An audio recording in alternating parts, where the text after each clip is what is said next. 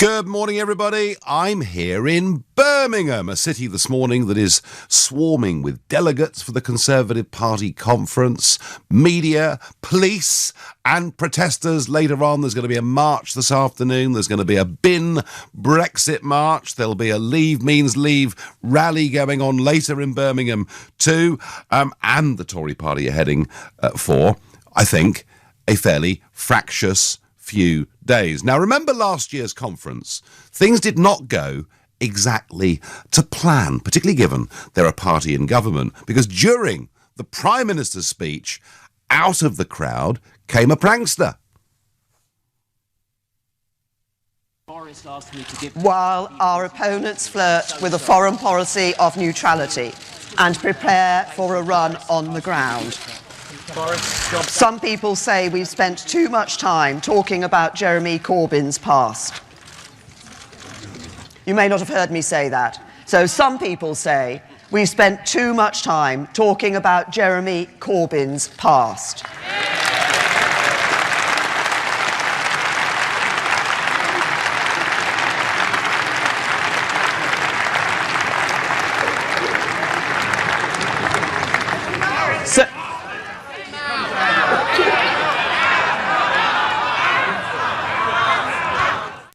And what was clear about that? I mean, two things. Firstly, how does a comedian get into the Conservative Party conference, and how the hell is he able to walk straight up to the Prime Minister with a P45? I mean, just imagine if that had been somebody whose intent was not to have a laugh and a joke with the message, Boris sent me to give you your P45. So from a security perspective, I found that absolutely, totally and utterly extraordinary.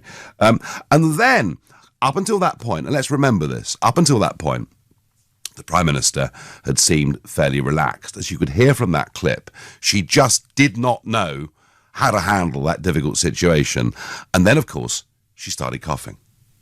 10 years after Northern Rock, our economy is back on track.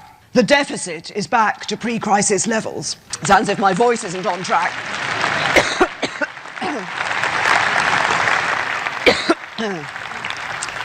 Let this party celebrate the wealth creators, the risk takers, the innovators and entrepreneurs. I hope you notice that, ladies and gentlemen, the Chancellor giving something away free. Will oversee the biggest expansion in training for doctors and nurses. And we shows what good the Chancellor's cough suite is.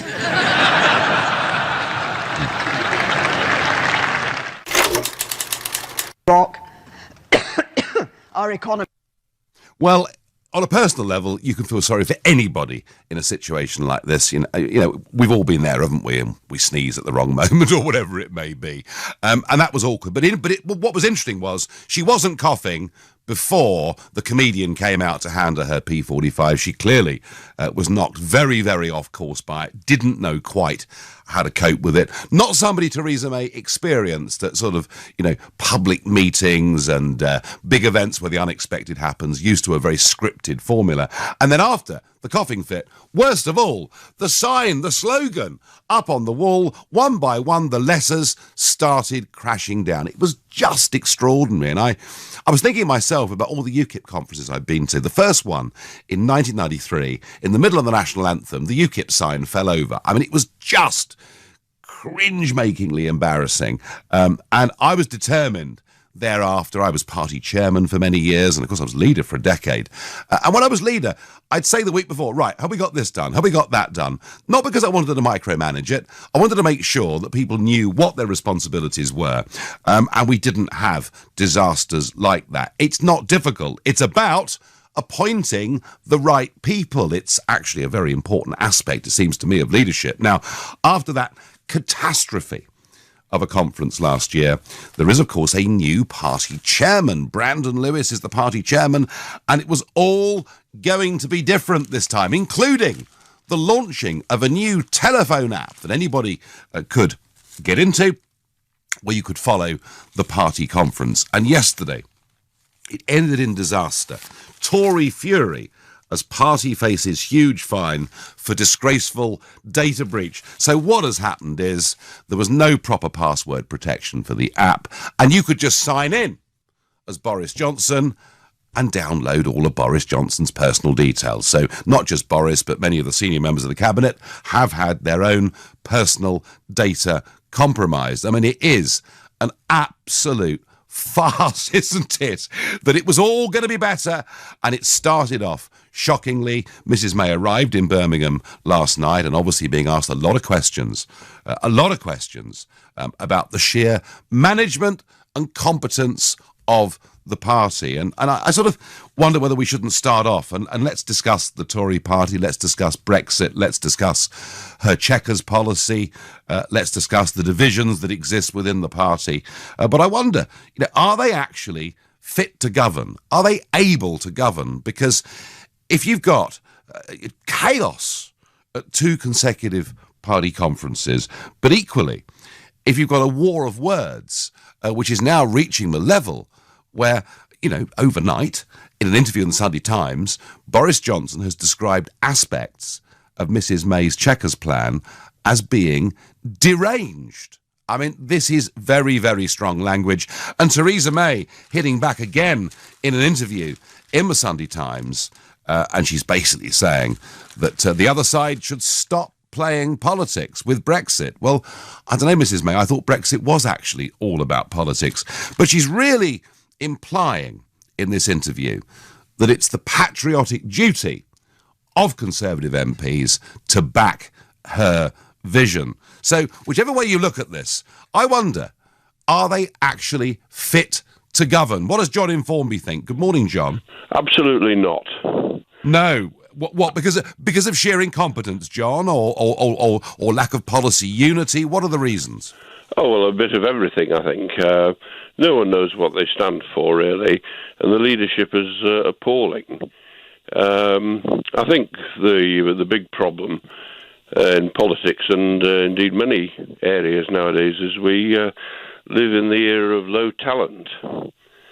And what we have to do is find a leader who can get the best out of what we've got. But you say low talent, John. I mean, it isn't actually very difficult, is it, to employ some people to put a slogan up on a wall at a party conference that doesn't fall off? It isn't that difficult to find somebody to set up a telephone app that isn't accessible to all and sundry. These things aren't difficult, really, are they? No, but like I say, you can't make a silk purse out of a sow's ear. And I think when we're faced with the horror of a fascist left government like Corbyn, we have to really do the best we can with what we've got. But right, so is what you're saying then, the Tories aren't fit to govern, but the other lot are even less fit to govern? Is that your view? Exactly. It's the lesser of two evils. But I've got a slogan go on. to undermine Theresa May. A lot of people seem to compare her to a cat for some reason, like Kenneth Clarke and her kitten heels. And we were told that after the election she was like a wounded cat licking her wounds. And in negotiations with the EU, she's a pussy. Right. So my slogan would be, ditch the pussy and get a Rees-Mogg in place. Right, well, it's not bad, I suppose. But, John, when someone like you who follows this stuff, and we've spoken several times before, you care about politics and current affairs, and when you're saying, well, one party are hopeless, but the other lot are even more hopeless, perhaps even dangerous, it's not a very inspiring message to get the people out voting, is it? Well, in a curious way, I think actually it is, really. I'm not so sure. I don't think we can attain the golden spires just yet, but what we can avoid is an absolute disaster. Well, I see voter turnout going down, and I think your analysis is part of that reason. John, I thank you. Heading to Portsmouth to speak to Jeff. Jeff, are they fit to govern the country if they can't even run a conference properly? No. I don't think that Boris Johnson will ever make a good Prime Minister because he missed his opportunity in 2016. Well, he had another opportunity, Jeff, I would put to you, in July of this year. When he resigned after the Chequers deal, he had the Commons speech. It was the big moment. The summer was coming up. If he could have got the support and forced a leadership contest, we'd have had a new Tory leader by the 1st of September. So he's missed two big moments, really, hasn't he? Yeah. The one in 2016, immediately after the yes vote, the leave vote, the whole country, for the whole weekend, was leaderless. He should have been on LBC. He should have been all over the media. He was playing cricket, Jeff. Well, he had to play cricket, crikey. I mean, what can a gentleman do? Well, cricket is important, but I agree with you. There were other priorities. He didn't get his ducks in a row. He didn't even ring Andrea Leadsom in time to stop her putting in a bid. He made an absolute fluff of it. They're a mess, Jeff, aren't they? Oh. Well, if you're going to let civil servants run our attempted Brexit, what can you expect? Jeff, I'm coming to that later on this morning. Thank you very much indeed for your call. You're listening to the Sunday edition of the Nigel Farage Show here at LBC, and it's 10:15. As the Tories gather in Birmingham for their conference, it's basically now open warfare between Boris Johnson and Theresa May. Boris saying that parts of her Chequers plan are deluded. I mean, you can't actually be much ruder than that, can you, about your own Prime Minister and her proposals. He's almost more full-on than Michael Heseltine was against Margaret Thatcher 30 years ago. But when you add to that this massive security breach, which, by the way, the Conservative Party could be fined up to £2 million for, that all the delegates that have registered, including cabinet ministers and figures like Boris, all of that was open access on the Conservative Party conference app yesterday. There is a feeling of total sheer incompetence about the whole thing. And of course, last year, comedians walking up to the Prime Minister and everything. Bob says on Facebook, I think the Tory Party conferences are always full of comedians. Well, they certainly were last year. Sandra thinks we have leaders who live in a bubble, Nigel, not used to being with the public. Well, that certainly showed with Theresa May last year. You know, if she'd been used to doing big public street hustings and having things shouted at her and maybe even thrown at her, she might have dealt with the whole situation better. I wonder, are they fit and able to govern the country? Is this all actually about leadership? And I think to some extent it is. I do believe, and it's true, of course, that the fish rots from the head down. I think all the while she's in charge, far from the strong and stable image they tried to portray over a year ago. It's going to be a shambles. Tell me I'm wrong. 03456060973. Catherine by text says, I agree this PM is weak at making a hash of Brexit, but please don't go running away with the idea that somehow a hard-left socialist, practically Marxist government under Corbyn would be any better, nor would they deliver Brexit any more effectively.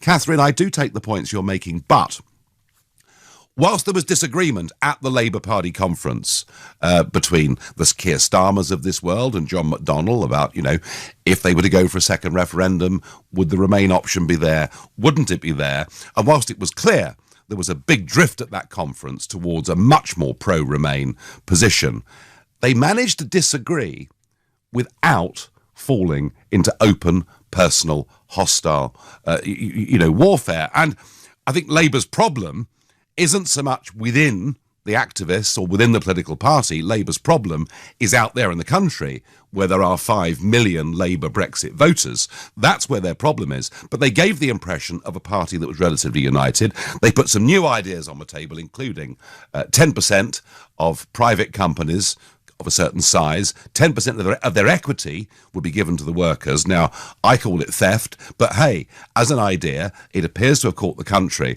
And it's very difficult. And I'm not praising, Catherine, and I'm not praising Labour's economic policies, but it's quite, at least they had some messages coming out from their conference. Quite difficult to see what's going to come out of this Conservative conference, other than half of them hate the other half. Peter is calling from Enfield. Peter, good morning to you. Good morning, Nigel. Nice to speak to you again. Nice to speak to you again. So are they fit to govern, Peter? Well, clearly, as the Brexit fiasco has rolled out, they're not. They don't seem to know which way they're going. It's a permanent punch-up for want of a better phrase, between themselves. Well, if they can't sort themselves out, how the hell are they going to get the country back on the rails? And the country is off the rails. No, I agree. They can't sort themselves out. They can't stop rowing in public. And they can't even do the basics like organise a conference. And it seems her default position with Brexit is to say to David Davis and people like that who'd spent 2 years working on it, well, your opinion, David, is basically valueless. I'm going to go with the civil service. She's not getting this right at any level. So what's to be done, Peter? Well, God help us from the civil service, but that's a whole other subject. I agree with that. The problem that the country has, in my opinion, for what it's worth, is we are stuck between the rock and the hard place. On the one hand, we've got a bunch of bungling incompetents who clearly haven't got the faintest idea how to manage the situation. And on the other hand, we've got a bunch of fully fledged racist thugs. And that's a hell of a choice for the country. Racist thugs. Peter, racist thugs is a bit strong, isn't it? Ask some of the Jews then. Well, there may have been elements within the Labour Party who have behaved appallingly. Mr. Corbyn, who spent too much time with very, very bad people. But that's really how you feel about them, is it? Exactly. I wouldn't vote for them no matter what. The problem with that is that it falls by default to a bunch of half-wits. And where the hell are we supposed to go to get the country with some form of leadership to take us forward? So we're at a crucial point in the UK's history with Brexit coming up. And we're looking at, well, I've got to tone it down because it really winds me up, but we are going nowhere. The country is falling down all over the place. It's a mess. No, it is a mess. Utter lack of leadership. Well, Peter, the chance to get rid of her was there in July. We're told there wasn't enough support, but if Boris Johnson had used his resignation speech to say we need a different Prime Minister, it might just have happened. And for Boris now to be posing as the leader, what happens if they get rid of her now? With the timetable, there'd be no time to negotiate Brexit. So it isn't just her, Peter, making a mess of it. I thank you for your passion and for your call. Chris says the Tories can govern the country, but not with this Prime Minister. She'll never be Margaret Thatcher's successor because she's too weak. The country needs someone like Mogg. He's strong. Well, Mogg certainly has strong views and he sticks by them, which I think in many ways, whether they agree with those views, particularly on social issues, people like. What's gone wrong with the Tory party is that the Liberals have infiltrated it. People like Clark and Soubry. Well, Kenneth Clark's hardly infiltrated the Conservative Party. He's been in it since about 1960. And so I don't think he is a recent interloper. Martin says Boris may have missed 2 chances, hopefully third time. Well, Boris is only 54. And we are living through great events. So you can't write him off. That is absolutely true. And he did write a very good piece in the Daily Telegraph. I might not have agreed with all of it, but I think it was a good piece. It was well argued. He's a very likeable person. And he did very well, didn't he, in London? Winning the Mayor of London, holding it. I mean, all of that's very impressive. But I do think in terms of and not just for his own career, I think for the country, he should have gone for it back in July. That's how I feel. Seamus is calling from Wellington. Good morning, Seamus. Morning, Nigel. I'm really, really disappointed by Theresa May. I'm a lifelong Tory. I'm very much a Thatcher fan. Yeah. And what we've got at the moment is we've wasted 2 years to be convinced that hard Brexit, soft Brexit. Well, none of us voted for anything other than Brexit. Why have we had this debate to try and water down what it is we're going to get or not get? Well, could it be, Seamus, because we have a Remainer as Prime Minister, who still simply cannot bring herself to say that she believes in Brexit. And I mean, this is why Boris has said what he said in the Sunday Times and said it in no uncertain terms. I'll read it to you. Unlike the Prime Minister, I campaigned for Brexit. Unlike the Prime Minister, I fought for this. I believe in this. Isn't perhaps the problem that she never believed in it? We're not taken seriously by Europe because we're negotiating with an open hand of friendship against snarling dogs who have absolutely no interest in giving us any form of a decent deal at all. And what we need is we need a Thatcher banging the table, looking people in the eye and telling them what the consequences are of messing this country about. The only issue I would take with you, Seamus, and where you and I would disagree, is you say we're not being taken seriously in Europe. I would say we're not being taken seriously in the world. I don't think anyone is looking at the United Kingdom at the moment with any sense of respect, and particularly some of those who queued up wanting trade deals to be told, oh, it'll be years and years and years before we can do that. Seamus, a Conservative who is very, very disenchanted indeed. Sean says on Facebook, the Tory party are a complete shambles at the moment, but they're still preferable to Labour. Well, that was sort of echoing really what John said the first telephone call we took, that the Tories are hopeless, they're not fit to govern, the other lot are even worse and dangerous. Sounds to me like a lot of people, if it stayed like this, a lot of people would stay at home rather than going down to the local primary school. That's what I think. Maybe Joy from South Croydon will tell me that I'm wrong. Good morning, Joy. Good morning to you. Do you know why there's such a mess? Do you know why everything's in a muddle? Do you know why the public are all up in arms because we don't know what's happening? They should have appointed Nigel Farage right at the beginning as an advisor to the government. You've had 25 years experience of being in the EU. You know how to deal with these people, and you're the man who should have advised the government. Well, Joy, what does the government know really about negotiating with the EU? None of them. Joy, I thank you for your confidence in me. And let me just tell you that I did make it absolutely clear, post the referendum, that I would want to help in any way at all. And I was told I wasn't wanted. I even went 6 months after that, Joy, and met the now President of the United States, not 72 hours after he'd been elected. And I said, if they wanted any help in cementing relations with the new administration, I'd be there to help in the national interest, and they didn't want me. Thing is, Joy, their own petty, tribal, personal politics means they wouldn't have anything to do with me. And the truth is, Joy, that really the Conservative Party is still in the hands of Remainers, isn't it?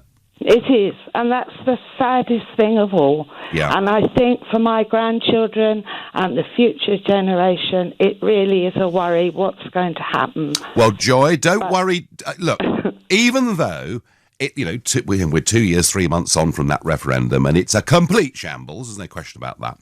And even if we get a very weak Brexit and not the one we voted for, do you know, in the end, Joy, for your grandchildren's generation, we will sort this out and we will win, because whatever gets thrown at us by the establishment, whatever financial threats they give us, the truth of it is, in the end, public opinion is as firm, if not firmer, than it ever was. Joy, thank you for your call and your confidence in me. You're listening to the Sunday edition of the Nigel Farage Show, exclusively on LBC. It is now 10:30. Here in Birmingham, security breaches, a party civil war, Boris Johnson saying parts of the Prime Minister's plan are deranged, and the conference hasn't even started yet. Before I get back to, are this Conservative Party fit to govern, a very interesting election is taking place today. A referendum is taking place today in Macedonia. Macedonia, formerly part of Yugoslavia. And the referendum today is on whether they should change their name, because the northern region of Greece is called Macedonia, and the Greeks are absolutely opposed to Macedonia being an independent state, albeit outside of their territory, but as they see it, having a territorial claim, whether it's true or not, on part of their country. So the referendum is on whether to call it Northern Macedonia. If they change the name to Northern Macedonia, they'll be able to join the European Union. They'll be able to join NATO. And, of course, Mrs. Merkel has been in the last few weeks. The Austrian Chancellor Kurz has been in the last few weeks. Positive noises, of course, coming out of the Foreign Office, Alan Duncan, people like that. And there is a big campaign aimed particularly at the youth, saying, vote for a European future. On the other side of the argument, Russia are pretty worried about this, just as they were in a similar debate that took place with the Ukraine. Russia not wanting NATO and the European Union encroaching ever further eastwards. And interestingly, the president of Macedonia is saying that actually what we're doing here is historical suicide. And it's interesting. lots of countries like Macedonia, but I mean, there are others like Croatia. I mean, for 800 years, there was a campaign for an independent Croat state, and now they've joined the European Union. You could argue they've lost that independence. The question is, will they get a vote that says, yes, we change the name? Will they get a 50% turnout with people like their own president leading a boycott? So you see, the European Union, the European debate has the ability to split politics wherever we go. Are this lot fit to govern? Is Theresa May fit to be Prime Minister? Just one thought on this. I mean, Boris keeps on attacking Chequers, keeps on attacking the Prime Minister in stronger and stronger tones, whilst at the same time saying, of course, I support the Prime Minister, and nobody actually believes it. And you do, almost, because he hasn't got the courage to say she should go, you almost in some ways, and I think we'll see this in Birmingham this week, I think there'll be quite a sensible sized chunk of the Tory party will actually, on a human level, begin to sympathise with Mrs May a lot more than they do with Boris Johnson. Come on, Boris, if you want to be the leader, why not just say so? Because at the moment, you're not fooling any of us. Suggestion I get by text: why don't you invite David Cameron onto your show? He was a Remainer and did the honourable thing and stood down, as it was not the job for a Remainer to lead Britain out of the European Union. I don't think, MB, who sent that message, that I'm necessarily top of the pops in the Cameron household, so we'll put that idea on hold just for the moment. I'm going to go to Preston in Lancashire and speak to Philip. Philip, good morning. Good morning, Nigel. So, are they fit to lead us? What needs to happen? Well, I don't think so, absolutely not. But I personally think Theresa May and the majority of the Conservative Party are geniuses. Geniuses? Explain. I think they're doing as purposefully a bad job as possible, so the people of Great Britain don't get exactly what they voted for in the referendum. Oh, Philip, come on, that's a conspiracy theory. Well, it is, and my main point is she's done it before in the general election. She did such an appalling campaign. She even started trying to go against the core vote and taking away pensions off elderly people. I genuinely think that what they've done is brilliant. I think it's a big colluded plan by the Conservative Party to do such a bad job so the people don't get what they want. Brilliant. Well, in a way, okay, let me sort of think that through. Well, I suppose, isn't it interesting, because Mrs May says Chequers delivers the Brexit people voted for when clearly it didn't, when clearly this is not whether you supported Brexit or not back in 2016, but clearly there are elements of Chequers that are a complete betrayal of what people thought they were voting for, those at least on the Leave side in 2016. But if you, from Preston, can see that she's deliberately watering the whole thing down, there must be many wider more in the Conservative Party itself, the parliamentary party, Philip, not come to that conclusion. Well, I think the Brexiteers are a minority, and I think there is a little bit of a power shift going on. I do think there are genuine people, the MAGA Knights, whatever you want to call them, that really do want it. But to be honest with you, the vast majority of Parliament don't want Brexit, and I think it's a big, really brilliantly schemed plan. Call it a conspiracy, but all right. I think it's fantastically orchestrated, and I don't think whatever us people, as you call us, the little people, they will never, ever, ever give us what we want. I said before Brexit, we had one foot in Europe. After Brexit, they won't give us what we want. We'll have one foot out of Europe, and that's the way I think it is. I'm furious. Well, Philip, I promise you, the battle for us to be an independent country is not going to be stopped by Mrs May, whether through sheer incompetence or whether, in your view, a deliberate plan. But it's not going to be stopped. This campaign will not stop until we get independence. I thank you very much indeed, Philip, for your call. Shane says, Mog for PM, May out. Pauline says, Chequers is dead. May is not giving us the Brexit that 17.4 million voted for. Elizabeth says, I don't think anyone is fit to govern the country at the moment. And I think, Elizabeth, there's quite a lot of people saying that. And I'm really worried. I'm worried about our faith and belief in the whole democratic system. I'd be particularly worried about that if a second referendum was called. I think millions would say, what the hell's the point of any of it? But some do have sympathy with May. Brexit is the only political game in town. The country is divided, which makes it virtually ungovernable. I'm no big fan of May, but no leader could run this country at the moment. It's an impossible job. Maybe running the country is tough, but she can't even run her own party conference. And that's really the point, that there is actually an element here of competence. They look pretty useless to me. And the new party chairman, Brandon Lewis, has hardly got off to a flying start.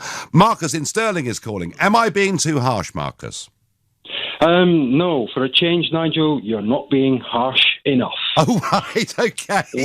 We're at a stage in the game now where no matter, you've heard the saying, no matter who you vote for, the government always gets it. I'm sure you've heard that before. I sure have, Now, we're at a stage now where foreign investors, the mainstream media and the civil service are running our country.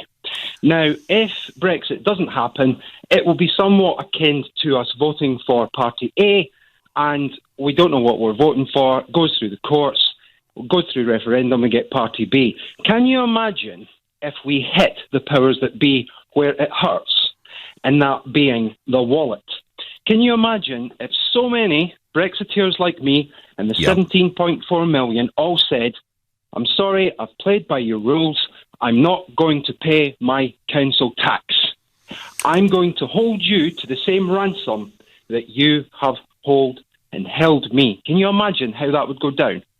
Well, you're talking, Marcus, about law breaking on a massive scale, which, of course, is wrong in lots and lots of ways. But I wonder if people like you, Marcus, were that determined that you were going to break the law and say the devil take the hindmost, how many people do you think would join you? Well, let's look at the last time there was a huge U-turn during the poll tax. Now, whether we both think that was a good idea or a bad idea, you remember the poll tax? I do, Marcus, and I remember the violence in Trafalgar Square. Let's not condone violence. I'm not going down that road. I'm just talking about a peaceful protest that everybody can do, because it will reach that point in the road, won't it? This is a tug of war. And you're talking about dirty tricks. Now, if you said you haven't seen any dirty tricks on the Remain side, then for once I'd be calling you out for not being truthful. Marcus, I've seen lots of dirty tricks, of course I have. Dirty tricks, but let's just theoretically then point to this. People get to a stage in the roads, even if they vote for Labour, they get Tory. If they vote for Tory, they get Labour. If they vote for Brexit, they get Remain. Where is it going to end? I'm suggesting if people did something peaceful, the ransom note would turn around from us and the power would go back to the people. If enough people were to contemplate this action, it would certainly not go unnoticed. Marcus, I understand what you're saying. And interestingly, he talked about the poll tax, the poll tax protesters behaving as they did and getting their way. The Countryside Alliance, people turning up in Hyde Park or marching and not even leaving a single sweet wrapper behind, got nothing. But I'd hate to think that's what we had to sink to get change. I still don't think we need to break the law. I still don't think we need to riot. I still think we can democratically ultimately get our way, even if we are in a very sorry state right now. You're listening to the Sunday edition of the Nigel Farage Show here on LBC. It's 10:45. They can't run a conference, so how the hell can they run the country? Brexit has been a mess, and they're all at each other's throats. Nigel, I think the new party manifestos are being prepared as we speak. The real concern is another election. Leslie says, infighting in the Tory party, deselection of moderate Labour MPs by communists. I cry at the state of our parliament. June wants John Redwood as a caretaker leader. I've heard others saying David Davis should be a caretaker leader.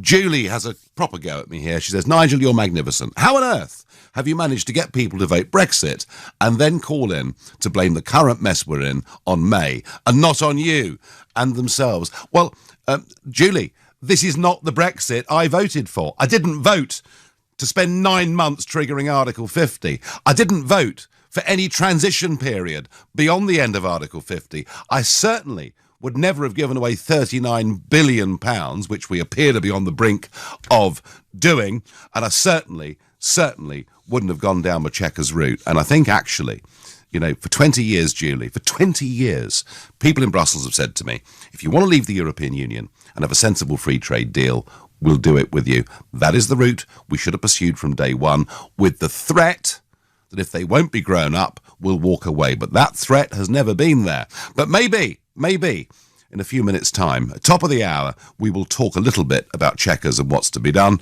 And we're 8 minutes away from Rory McIlroy teeing off in the Ryder Cup. Some thoughts on that coming too. But for the meanwhile, are the Tory party fit to govern the country? One caller has suggested they're deliberately betraying Brexit. Sean is a new caller from Lewisham. Good morning, Sean. Hi, Nigel. So what do you think about this government? Are they fit? No. And why is... I think Boris is a coward. Why has he not got rid of Theresa May yet? I mean, I thought they were the Brexiteers. I thought they're the people that was going to take us out of the EU.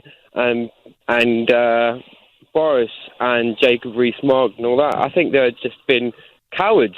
Well, I'm really disappointed. I've got a message here, Sean, from Ian, who texts me to say people are fed up with Boris hovering around May, constantly hectoring without plunging the knife. He's fast running out of time. So, Sean, others agreeing with you. Sean, to me, I've said it before, I'll say it again quickly, the resignation speech, he stood down after Chequers, and quite right too, although he did accept the Irish backstop a few months before, so he's not been utterly consistent, but he stood down after Chequers.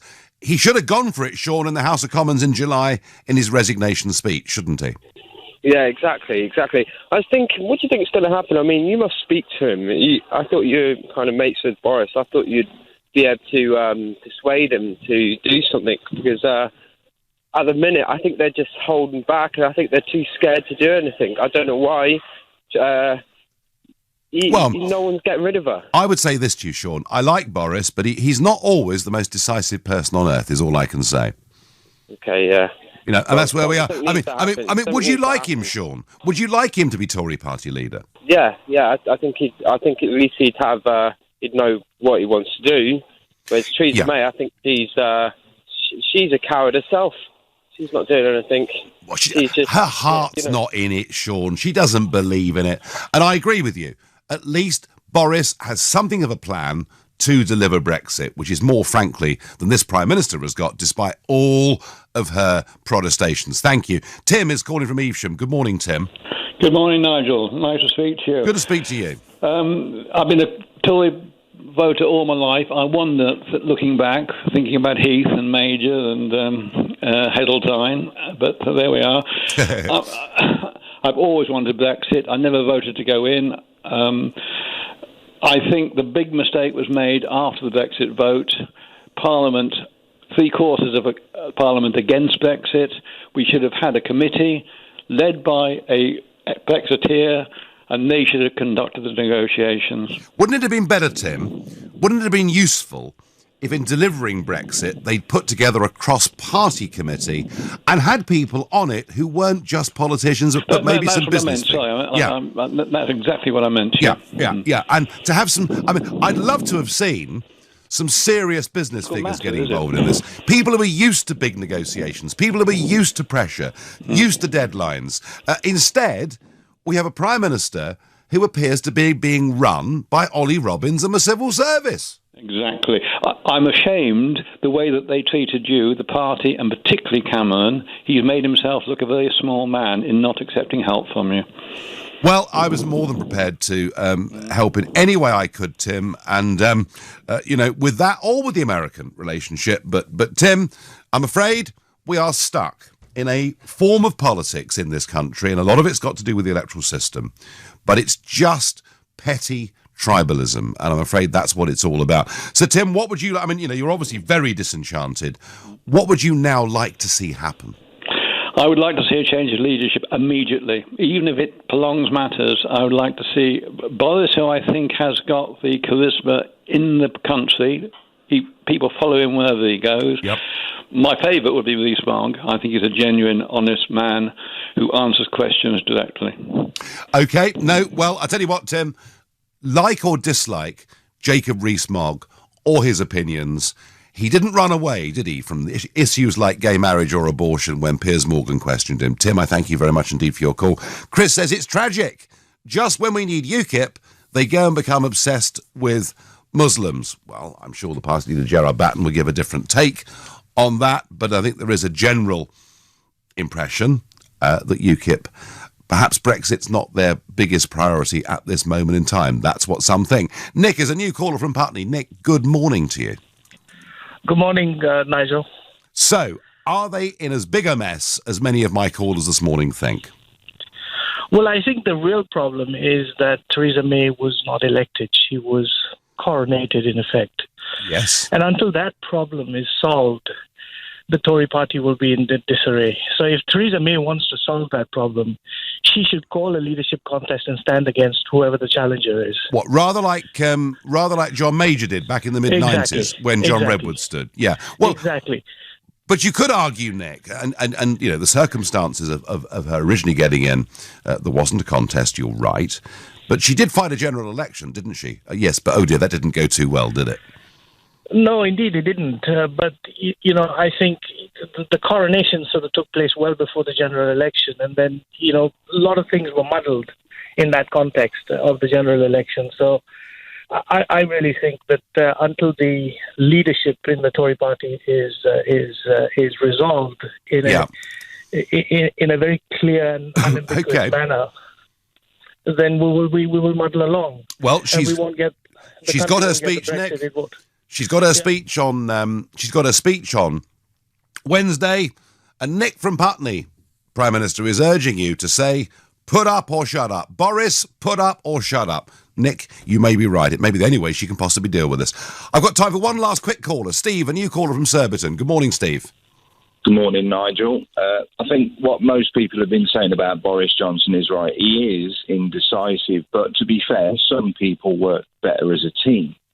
If Jacob Rees-Mogg and Boris Johnson were to club heads together, I think that would make it a lot more palatable for everybody. That way we've got Johnson's charisma and Mogg's constitution. Yeah, I think Boris is not a great team player either. He does things very much on his own. But I think, Steve, what you're seeing, and it's pretty clear, isn't it, that Boris goes out ahead, he writes the articles in the Telegraph, he does the interviews, and Jacob comes in supporting him fully. And frankly, I don't think you can put a cigarette paper right now between Boris Johnson and Jacob Rees-Mogg, and Jacob clearly is supporting Boris, I would say. So why don't they just club together then, and Boris will say, all right, then you help me be leader, I'll make you deputy? Well, who knows what private conversations are happening, Steve, but the real issue is, why are they both publicly, in fact, all of them, David, all of them, why are they being so loyal to a leader who they say is betraying the country over Brexit? I mean, it is actually somewhat bizarre, isn't it? I think there's something sinister going on there. Very odd. What I thought I observed a little bit when Jacob Rees-Mogg first became popular was that he kind of engaged in an act of self-sabotage. And also Johnson, I mean, when you think, he stopped being mayor, then he became an MP because he was widely tipped to be leader. I know. Well, he still may be. To the thing where he wins the referendum, Steve, and then he walks away. Steve, odd times. Thank you very much for your call. So, she's got her big speech coming up next Wednesday. She's under pressure to chuck Chequers. Boris Johnson calls some of those plans deranged. Is it time that actually she recognised that Chequers is never, ever going to work? If she chucks Chequers, would that make her a stronger or a weaker leader? And if you think chucking Chequers shows she actually understands it, it'll strengthen her. Call 0345 6060 973. Maybe you think it's impossible to chuck Chequers. She staked her reputation on it, in which case text to 84850. And any other bright ideas gratefully received, you can tweet using the hashtag Farage and LBC at LBC. I think she's got to chuck Chequers. If she does, she'll unite the country. The position of our Prime Minister, ever since that Chequers summit, when she stunned her own cabinet by putting on the table a proposal, not the one drafted by Brexit Secretary David Davis, but the one drafted by the Civil Service, and she's still today defending Chequers. She's still saying that it's the only credible plan. She's still saying it's the only way to keep the United Kingdom united and together. And yet, it's been rejected in Brussels. It's been rejected by Boris, who resigned, by David Davis, who resigned, and other junior ministers who resigned too. And in the country, it just doesn't have any support. It hovers around about 10% of people think Chequers is the right way forward. So it looks like a very, very doomed plan. What does a Prime Minister do who has committed herself to that course of action? Well, one possible approach is she sticks with it, and perhaps brings down the entire Brexit process. Perhaps cannot get it through the House of Commons. We finish up with a general election, maybe a Corbyn government, I don't know. Or is it a sign of strength or weakness that sometimes a leader changes their mind? Because my contention is, if she chucks Chequers and says, OK, we've had enough of all of this, we've had enough of being given the runaround by these increasingly arrogant, rude, vile bureaucrats in Brussels, we are now going to pursue a Canada Plus type deal. We're going to go for free trade. The very thing that actually the people of this country thought they were signing up to 45 years ago. We're going to go for a free trade deal. We know the voices of German industry and French industry are now speaking out strongly in favour of this proposal.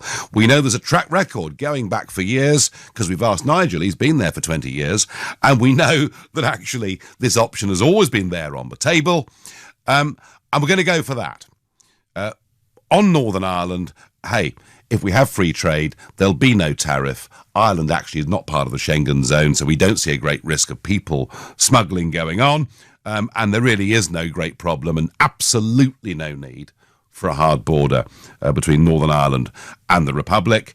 And we're going to take this one last big generous offer to the European Union, and we're going to tell them, make your mind up or we're leaving on WTO rules. What are the advantages of doing that? Number one, it delivers the Brexit people voted for. Number two, people keep asking, how are the Tories going to reach out to Labour voters? Well, I tell you how, there's 5 million of them that voted for Brexit. And a British Prime Minister saying, we're going to do the patriotic thing, we're going to become independent, and we're going to get tough on immigration and reduce the numbers coming into Britain. If that was all done, I think she'd do incredibly well with Labour voters. Yes, there are many other issues out there. Housing, people are worried about. Health, people are worried. I understand that completely. But, you know, for many of those 5 million Labour voters, they want Brexit delivered. They're not getting a clear signal from the Tories, and least of all, one for their own party. I think she would unite the country around her. I think that strategy would command majority support in the nation. So what are the problems? Why won't she do it? Well, one, of course, there is her own personal political views. She still clearly very much remain. Secondly, the party, well, overnight, you know, another one, Dominic Grieve, former Attorney General, now coming out for a second referendum, which they try to brand as the people's vote, but it's not. It's a second referendum. So she would face considerable opposition, maybe a dozen, maybe 50, maybe 20 MPs in her own party would not support this position. But I think the country would. And if a proposal like this was voted down by the House of Commons, then an emergency general election would see her win it comfortably. That is my view. I'm not saying that she will do it. I think she should do it. I think chucking Chequers and going for a Canada deal would make her a stronger leader. Tell me what you think. Tell me I'm right on 0345 6060 973. Tell me I'm wrong by texting to 84850, by tweeting to Farage and LBC at LBC. And of course, you can comment on Facebook too and watch us there as well. Phil is calling from Cobham. Good morning, Phil. Morning, Nigel. Well, I'm going to tell you you're wrong. Right, go on. You've never bought in, and Brexit has never bought into what the whole European Union is all about, and that's the issue here. I mean, for a start, you used those adjectives: arrogant, rude, and vile of Brussels bureaucrats. Well, quite frankly, Nigel, you could use that. Labour Party members would use those adjectives of Conservative Party members, and vice versa, and of bureaucrats within Britain as well. This is the big joke, and this is the irony, Nigel, of your thinking. you actually would get on better as a party, of UKIP, with your so-called allies in Europe, who, by definition, you can't actually get on with, because, if you're a far right side of the UK, you talk the same language as the far right side of Germany, if you like, but ultimately you cannot get on because one is totally for Germany and one is totally No, Phil, you completely misunderstand this, don't you? The fact. No, I don't. Oh no, Phil, you completely misunderstand it. If you live in a street, right, your first priority will be to your family, right? But that doesn't mean you can't work with your next-door neighbours. That doesn't mean you can't be on the committee of the local residents' association. That doesn't mean... And in many respects... Well, of course it is. You're absolutely right. That shows how weak your logic is, because your neighbour could be starving, but, I only look after my family. So you look after your family. So your logic, Phil, is... Phil, that you go joint account at the local bank with the neighbours, do you? The whole point, Nigel, is you're trying to build in a world with such, division. If you cannot see how similar, really, the cultural ties of Europe are, and how important it is for us to stay together. No, I can't. Phil, I have Phil, I can't, because we have common law. They have a different legal system entirely. We have our links and associations through language and history around the world in a way that no other European country does. I'm not saying, Phil, we can't be friends with our European neighbours, but we're not the same, are we? Say one thing. You go on about the bullies of Europe. Yeah. The bullies, I hear this thugs, gangsters. Yeah. Right, now you keep on going about your businessman, Nigel. You keep on going on about your business, and tell me, Nigel, you're a small business, you do business with a big business. Whose terms do you do that business on? Do you do it on your terms, or you do it on the big business's terms? Now, don't lie to me, Nigel. Well, either way. If you can't find a big business, if you find a big business that wants to, if a big business wants to bully you down, you tell them to go to hell, and you find other business. Every business out there will know what I'm talking about. I've been in that position. You don't have the power, because they want your business for sure, but they don't need it. That's the difference. And you're going on about Britain's right to drive through now in the world. All these countries are developing, Nigel. Go back 100 years, you had Britain, you had America, you had a few other major drivers, but very, very few. Therefore, we could rule the roost, as you say, with this Anglo-Saxon alliance. I'm not asking us to rule the roost, Phil. I'm not asking us to dominate them. I'm asking it to have a partnership of equals, and there's absolutely no reason. The point is, you're not going to be equals, Nigel. Phil, can you not see this European Union model is not only undemocratic, anti-democratic, but that it's actually falling to pieces? It doesn't work. Well, let's take the democratic issue. You, in this country, UKIP in 2015 polled over 4 million votes and couldn't actually get one actual MP that was voted through the election, truly. Now, you tell me how democratic that is, and that's our system. I'm fed up with hearing how brilliant our system is. I've lived and worked in 3 different European countries. And believe you me, Nigel, they all work very well, and you meet the same person in those countries very well. If you were born in Germany, you'd be doing exactly the same job you are now. But Phil, hang on. Isn't the point here that the people with the sole right to propose European law are a bunch of unelected old men in Brussels? There's something wrong with that, isn't there? Look, they have to swear allegiance to the European ideal. To the Union. They aren't acting for their own countries, for their own priorities. That's what the whole point of this is. Yeah. And as I said, if you Brexiteers can't see what is coming... No, we can't. We can't. So should Mrs May stick... So what you're really saying is you want Mrs May to reverse Chequers and put us back into the EU. Is that what you're saying? I totally do. Absolutely. All right. Well, she could do it, Phil. She could do it, but it would be electoral suicide. Phil, you represent about 20% of voters in this country. About 20% don't want to leave. I tell you what, it's a figure that is actually going down, not up. Charlie is calling from Cardiff in South Wales. Charlie, what should she do in this dilemma? I mean, she's got a real dilemma here, hasn't she? Yeah, good morning, Nigel. Good morning. I think I'm coming round to the view that we should chuck Chequers.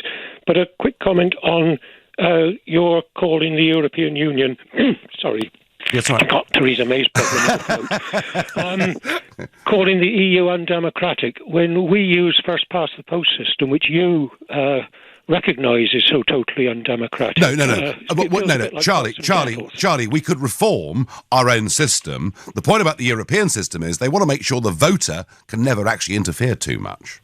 Yeah, I mean, I felt sort of at the referendum having a choice between two unacceptables. I didn't like the way Europe is run. I don't like the way Britain is run. And I had to choose between the lesser of two undesirables. No. So Charlie, you're coming to the view that she chucks Chequers. What politically then should she do? Right. She's got until Wednesday to make her mind up.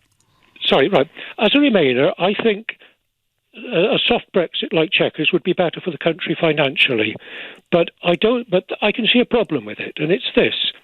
If we come out with a soft Brexit, and things go wrong, nobody will take blame for it. The Remainers will say, well, that's your fault to the Leavers for taking us out. The Leavers will say, no, it's your fault, you softened it, we didn't have a proper Brexit. So I think, although I can't see it actually happening, is that May should go back to the country for clarification. At the last referendum, there was talk about you don't need to worry, it's not going to be too bad. You can come out with a Norway option, or we could have a Canada option or a Switzerland option. It was muddled. I think she should go back to the country and just say, right, it's a straight choice between come out without a deal, as a proper Brexit as the Brexiters want, or stay in. If we go for come out, and I can see no harm in having a referendum if only 20% want to stay in, it would clear the air, but the most important thing I think is it would end this disunited kingdom that we have, because at the moment you've got half the people one way, half the other. I promise you one thing. If we vote to leave again by a much bigger margin, the globalists will never stop in their effort to get us to rejoin. Charlie, thank you very much indeed. And Charlie there, going very much for a second referendum. You're listening to the Sunday edition of the Nigel Farage Show here on LBC, and it's now 10:16.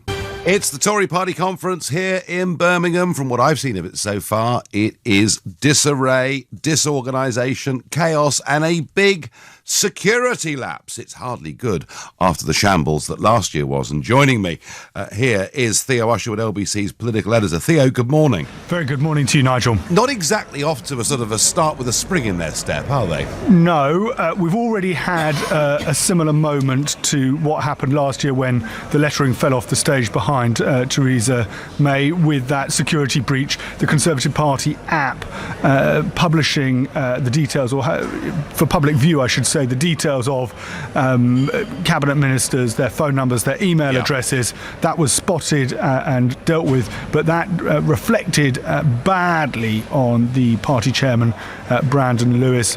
Members already very unhappy with the way the Tory party are going into this conference. Lots of talk this morning about Boris Johnson's interview in the Sunday Times and his idea for a bridge to Ireland. Not all of most of the comments have been pretty derogatory about the former Foreign Secretary's idea. David Davis, the former Brexit Secretary, leading the charge in the television studios this morning. You take what he said this morning in the papers. He wants to cancel HS2 and spend it on a bridge to Northern Ireland. Well, I don't want to do that. I think one of the blights of British politics is politicians having fantastic ideas that cost a fortune and don't do much good, and that will be one of them. If you're going to use the money, use it for broadband or something else. On housing, he's right. The issue is there, but his answer's wrong. We need to completely rewrite the housing policy and so on. So, Boris is a great mate of mine. We have a very knockabout friendship, but quite a lot of his ideas, I think, are good headlines, not necessarily good policies. That was David Davis there.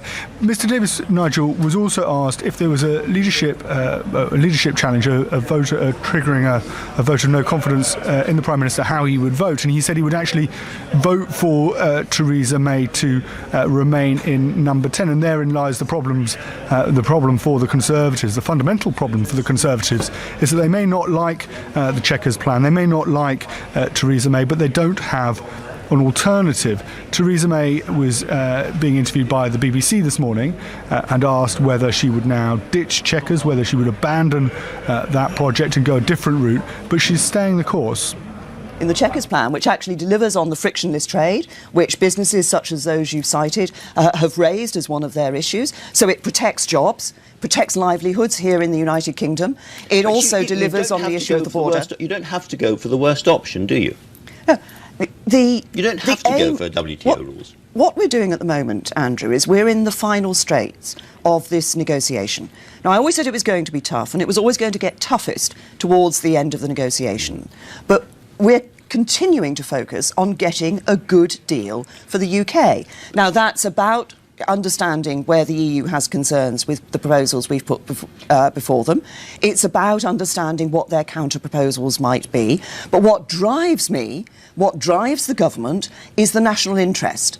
That's why I'm saying to everybody in politics today, let's focus on the national interest. Okay. Let's focus on ensuring that we're all working to get the really good deal that this country deserves.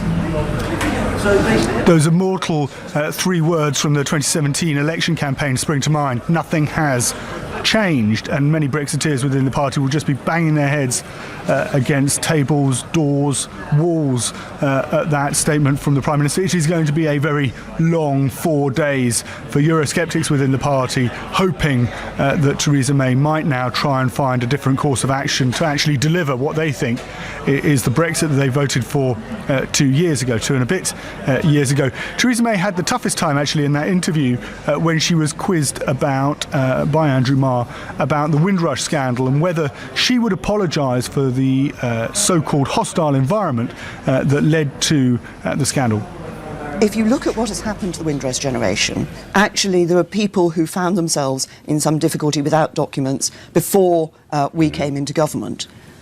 But let me just look at what the policy... The families are watching. They want to know if you're actually going to apologise for the policy. Well, I just want to explain the policy to you, Andrew. The point of the policy was to ensure that those people who were here in the United Kingdom illegally were identified and that appropriate action was taken. That's what went wrong that's why you in did Windrush. The policy, but this policy went, as we have just demonstrated, catastrophically wrong. I'm asking you again, you were Home Secretary during most of this period. It was in effect your policy, Theresa May's policy. The Council for the Welfare of Immigrants say that this lady died after a long period of terrible stress as a result of Theresa May's Immigration Act. The buck stops with the Prime Minister. Will you apologise for the policy? The purpose of the policy, it was to ensure, and we maintain a compliant environment policy, the purpose of the policy is to ensure that those people who are here illegally are identified and appropriate action is taken. I apologise for the fact that some people who should not have been caught up in that were caught up in that, with, in some cases, as we've just seen, tragic results. Theresa May, they're refusing to apologise for the immigration policy which was set, well, actually it was set under Labour originally, but she oversaw as Home Secretary. Nigel. Yeah, no, Theo, thank you. Enjoy the next few days. It's not going to be without drama, I'm sure. And I know one of the protests on the street today will be about her handling of Windrush. Theo, thank you for that.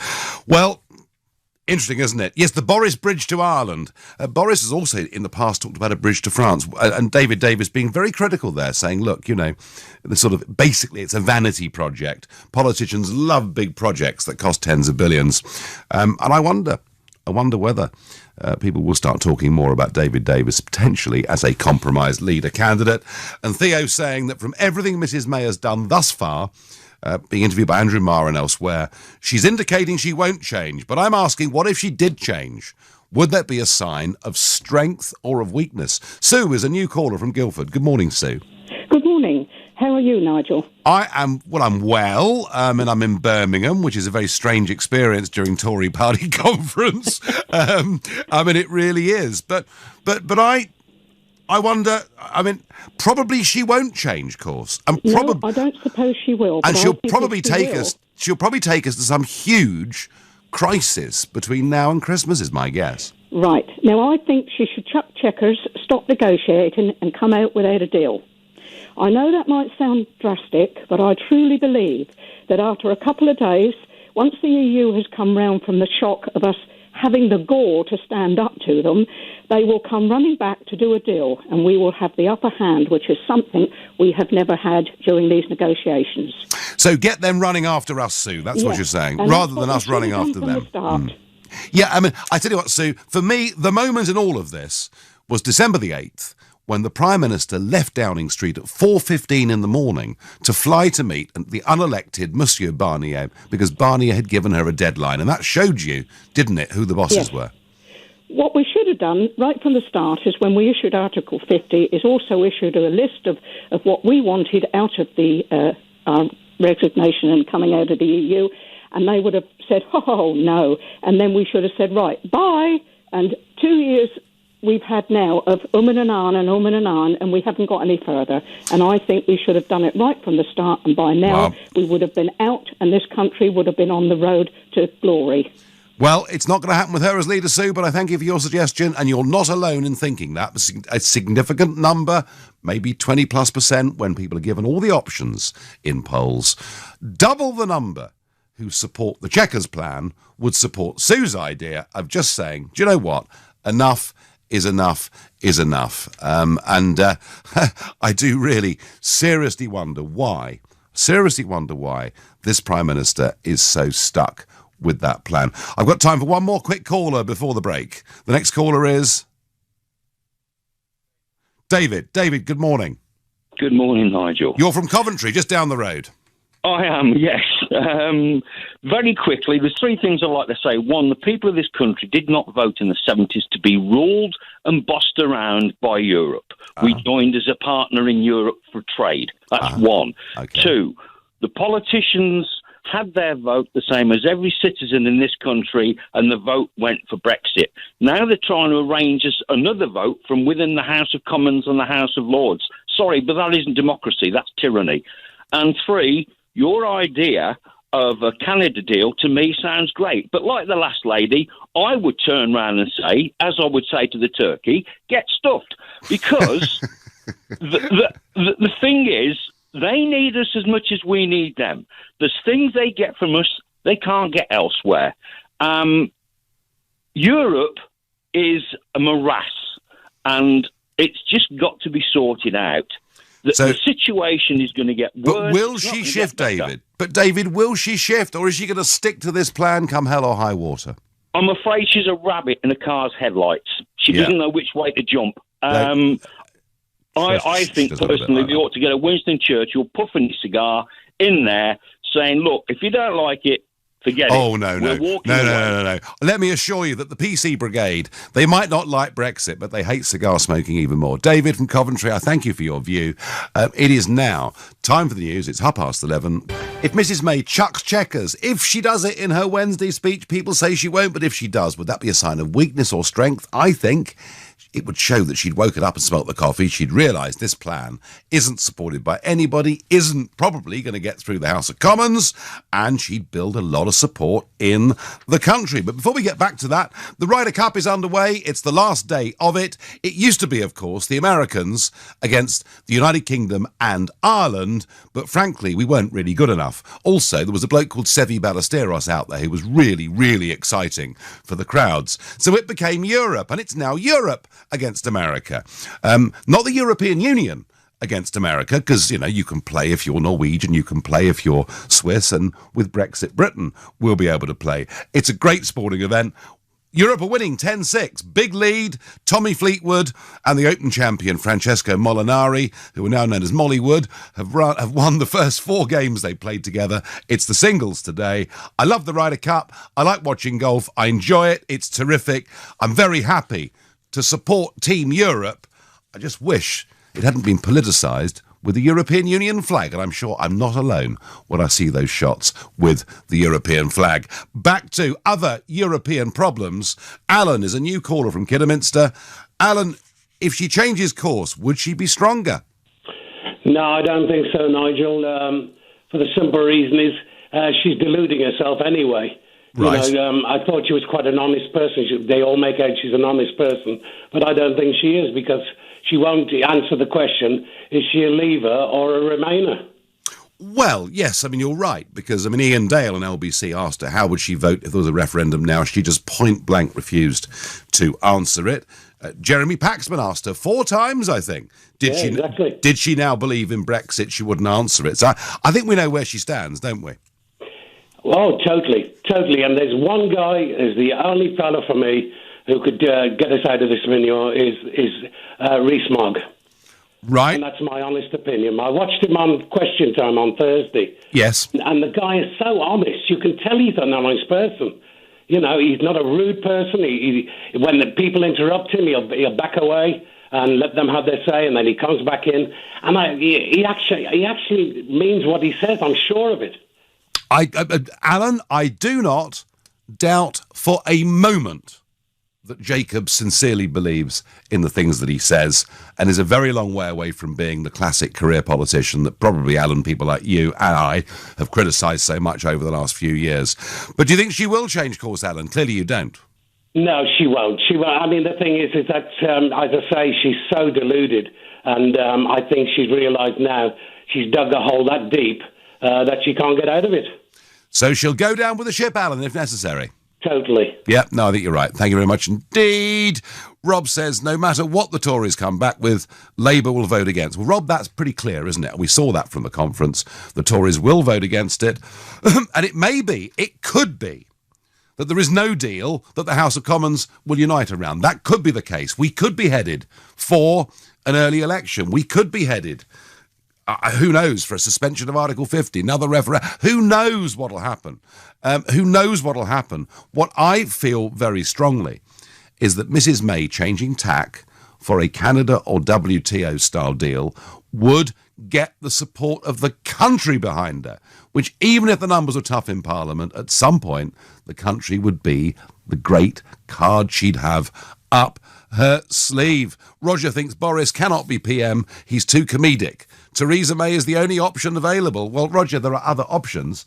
And the fact that Boris is comedic doesn't necessarily rule him out. After all, this guy has been the Mayor of London. He's been the Foreign Secretary. Brandon thinks that May's finished if she carries on with this. It'll never get past a Commons vote. She's just clinging on to her job. Well, I have to say, I find it very difficult to believe she's sticking with a plan that only 10% of the country thinks is a good idea. Herbie is a regular caller from Harrow. Hi, Herbie.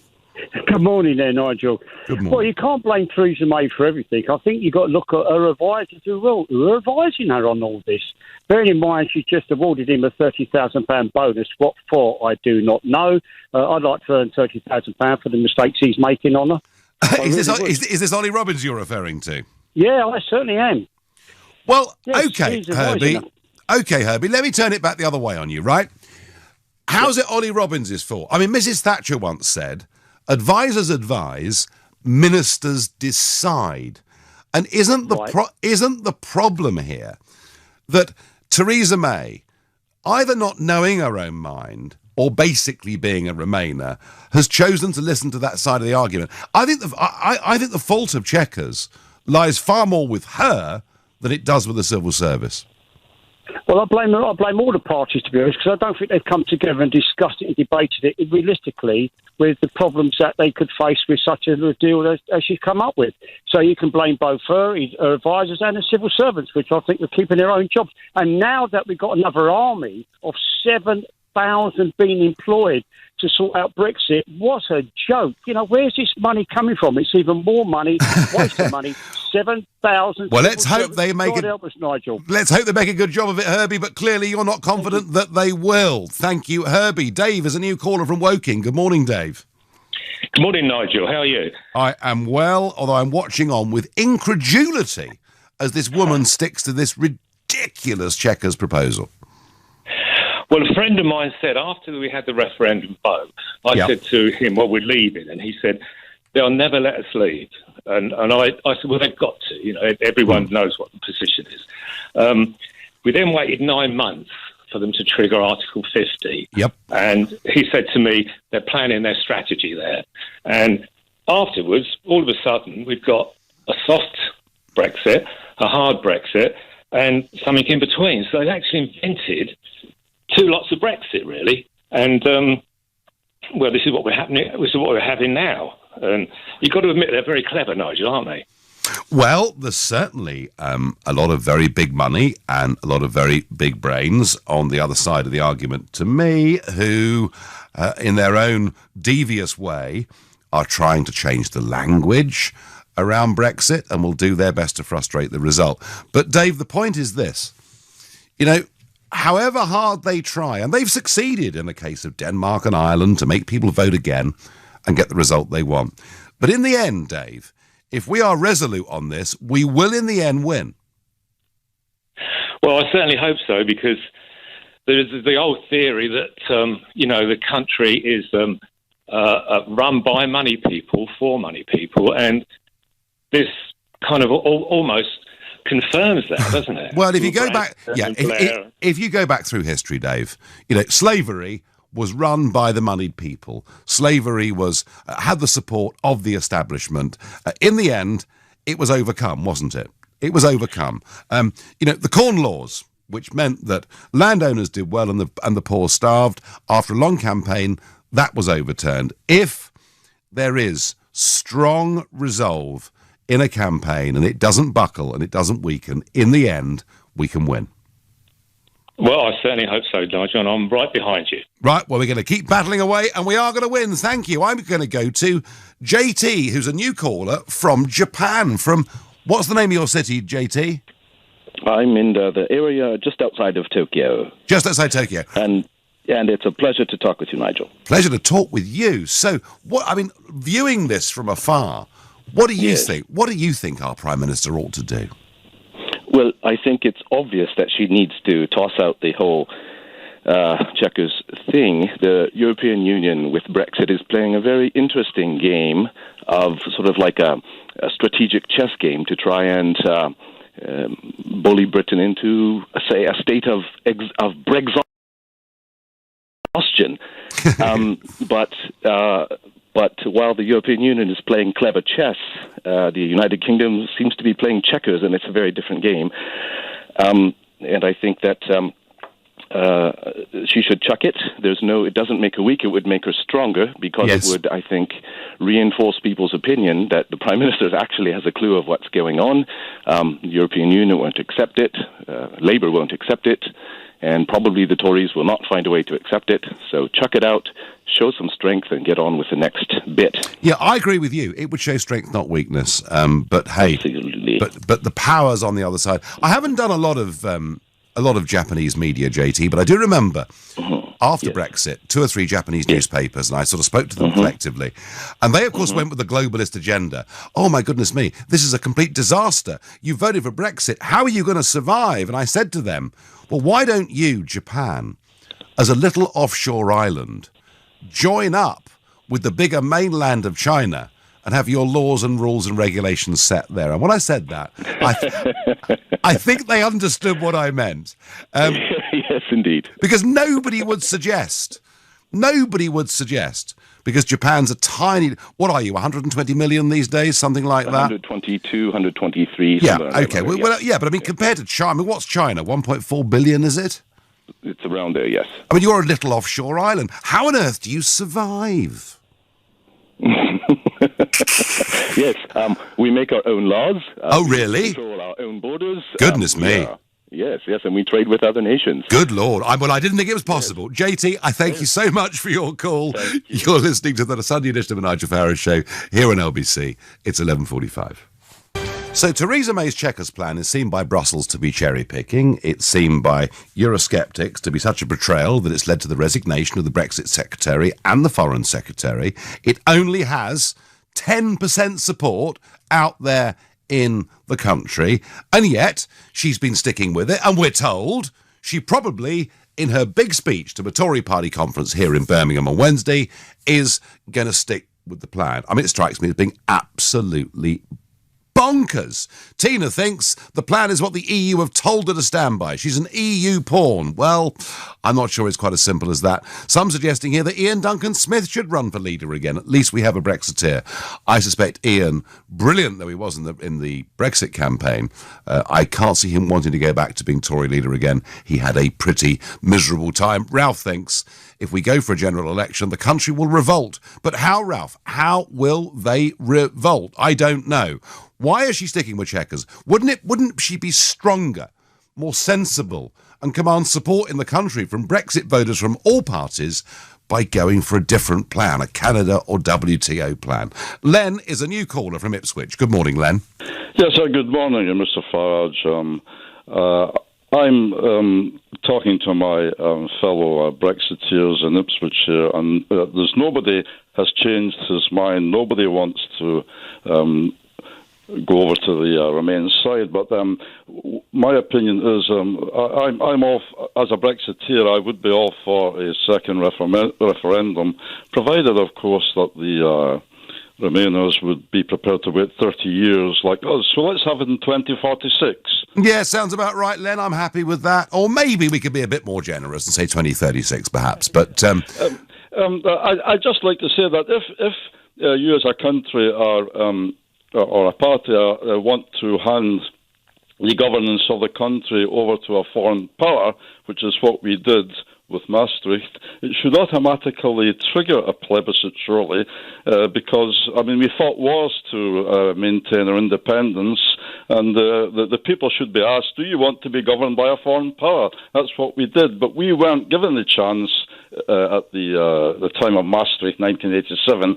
We had to wait all this time. And Len, you know, if you go right back to the 75 referendum, after we've been taken in without a referendum, it's pretty clear, you know, that what people were being told, and they're being told by the party leaders, Wilson, Thorpe, Thatcher, even Thatcher was on that side of the argument, this is just about trade, don't worry your little head. So the whole thing's been a lie to me, Len, right from the very start. Len, I thank you. Pat thinks on Facebook, the British people don't like being betrayed. This will be Theresa May's last conference before the party chucker. I think it may well be, Pat, her last party conference, although she has proved to be a remarkable survivor. I think there's not much doubt about that. Mark is another new caller from the Wirral. Good morning, Mark.